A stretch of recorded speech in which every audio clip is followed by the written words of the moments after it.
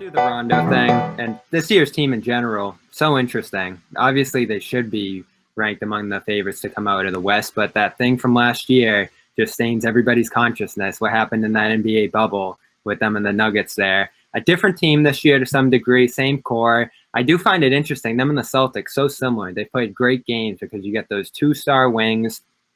You know, you get contributing forces there on the wing as well. Marcus Morris was an awesome Celtic. I still love him with the Clippers. Both teams need a little help at that point guard spot. Celtics went out and got Evan Fournier as a ball handler, and the Clippers got Rajon Rondo, which made a ton of sense. They needed a guy to set up the offense. They needed a guy who would win the playoffs, and that's a guy that they wanted in free agency, but ultimately just couldn't sign over the Hawks. So it was great to see him finally end up there because it made a ton of sense. And they've gone on a tear since he arrived. He's gotten the ball moving more. He's a good defender, playoff experience, all that stuff.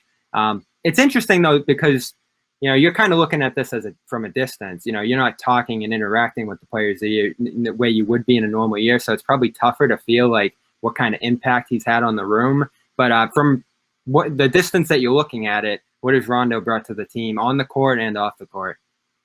Yeah, so I mean, we do get, or at least I get to talk to Tyronn Lue before every game, and so having that interaction and really picking his brain about what Rondo has already done to this organization, to this group, has been great to get some insight. And to me, that's been the biggest factor in all of it. And I know people have talked about it, but when Rondo was with the Celtics, throughout that great stretch that he had where he made 4 All-Star teams, Tyronn Lue was an assistant coach for at least, I think, 4 years. And so to have those two, they're incredibly close because Doc had assigned T. Lue as Rondo's guy. That was his assignment. He was the Rondo whisperer. That's what they called him. And they established this great friendship over those years where it's almost as if they share a brain when it comes to basketball. They both watch hours and hours and hours of film. They both stay up way past the time that they probably should just to make sure that they're watching other teams. They know exactly what they're going to get themselves into for the next game.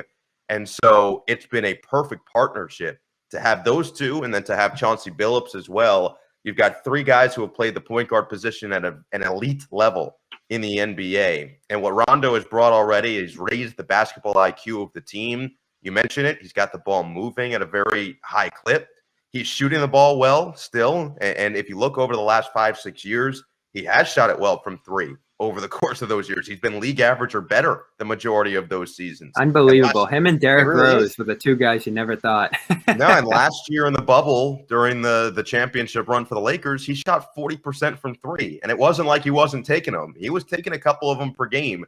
And so to have that boost off the bench now, and Patrick Beverley has been out of the lineup for the majority of the second half of the season. He's going to miss the next few weeks with a broken hand. So to have Rondo and have that calming presence down the stretch in games, it's made all the difference. And I think that's the biggest key, right?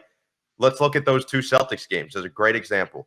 The Clippers, the first game didn't have Paul George, which hurt them, although Boston didn't have Jaylen Brown. And Jason Tatum has crushed the Clippers, it seems like, every time.